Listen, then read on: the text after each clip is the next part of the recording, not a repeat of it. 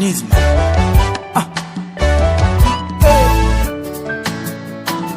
Papi Chako le Cashman. Moto apuso atali matambe na ngai abengi nga maestro kopasuka na ngo amoni nga champion na bango.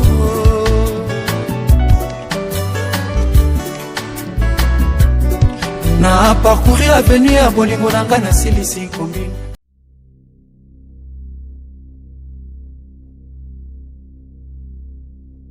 Le triangle des Bermudes est l'un des endroits les plus mystérieux de la planète, où les navires, les avions et malheureusement les gens disparaissent parfois.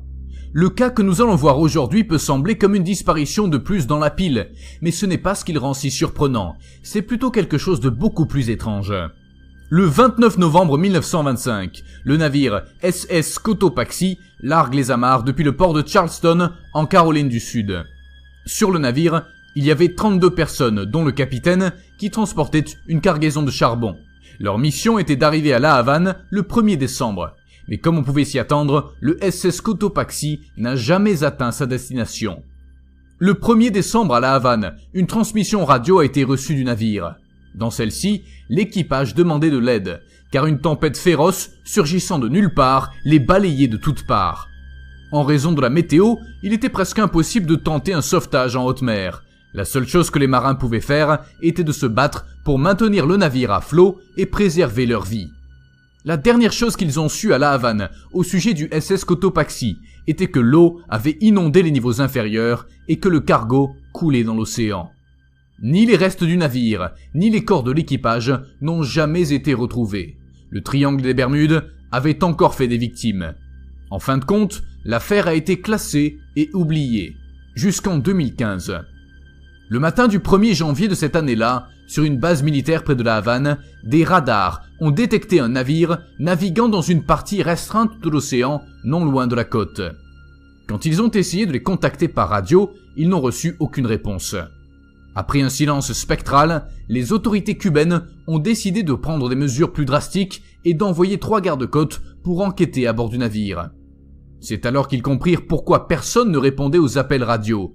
Le navire lui-même était en ruine, mais miraculeusement, il était resté à flot. La rouille avait corrodé une grande partie de la coque et des mâts, et les sections qui étaient autrefois en bois n'existaient plus. Mais le plus terrifiant, c'est qu'il n'y avait aucune trace de l'équipage, même pas de cadavre ou de squelette.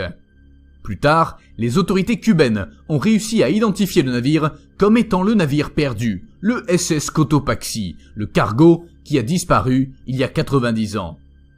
Rappelons-nous que la dernière chose que l'on savait sur le SS Cotopaxi, c'est qu'il coulait dans les Caraïbes et qu'on ne l'a plus jamais revu.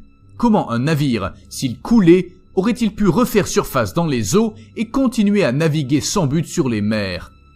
Selon certaines théories, lorsqu'ils ont vu que le navire coulait, les marins se sont jetés à la mer dans des canots de sauvetage.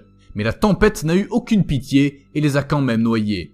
Le SS Cotopaxi serait resté à flot, errant dans les mers des Caraïbes, sans que personne ne le voie avant 90 ans plus tard. Cependant, cette hypothèse est très difficile à croire, en raison d'un détail.